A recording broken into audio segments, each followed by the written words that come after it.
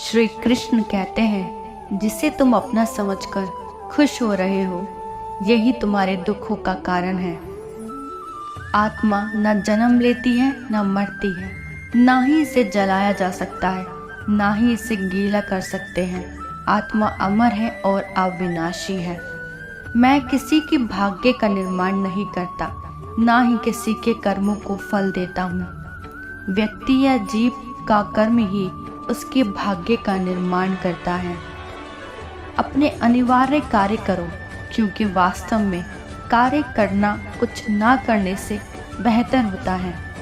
इस संसार में कुछ भी स्थायी नहीं है। मन शरीर का हिस्सा है।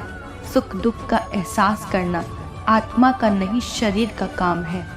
मान अपमान, लाभ हानि, खुश हो जाना या दुखी हो जाना, यह सब मन की शरारत है। वर्तमान परिस्थिति में जो तुम्हारा कर्तव्य है, वही तुम्हारा धर्म है। श्री कृष्ण कहते हैं, मैं ऊष्मा देता हूँ, मैं वर्षा करता हूँ और रोकता भी हूँ। मैं अमृत भी हूँ और मृत्यु भी हूँ। मेरे भी कई जन्म हो चुके हैं, तुम्हारे भी कई जन्म हो चुके हैं। ना तो ये मेरा आखिरी जन्म है और ना ही ये तुम्हारा आखिरी जन्म है।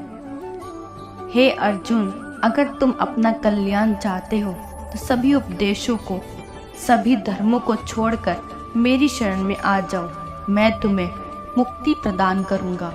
मुझे जानने का केवल एक ही तरीका है, मेरी भक्ति। मुझे बुद्धि द्वारा कोई ना जान सकता है, ना समझ सकता है।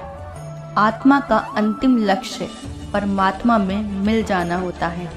मैं ही सृष्टि की रचना करता हूँ, मैं ही इसका पालन पोषण करता हूँ और मैं ही इस सृष्टि का विनाश करता हूँ। मैं सभी प्राणियों को जानता हूँ, सभी के भूत, भविष्य और वर्तमान को जानता हूँ, लेकिन मुझे कोई नहीं जानता।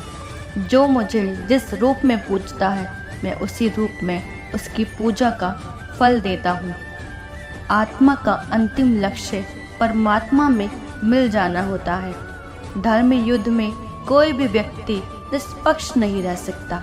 धर्म युद्ध में जो व्यक्ति धर्म के साथ नहीं खड़ा, इसका मतलब है वह अधर्म का साथ दे रहा है, वह अधर्म के साथ खड़ा है। मोहग्रस्त होकर अपने कर्तव्य पथ से हट जाना मूर्खता है, क्योंकि इससे ना तो तुम्हें स्वर्ग की प्राप्ति होगी और ना ही तुम्हारी कीर्ति बढ़ेगी। जन्म लेने वाले व्यक्ति की मृत्यु निश्चित है और मरने वाले व्यक्ति का फिर से जन्म लेना भी निश्चित है।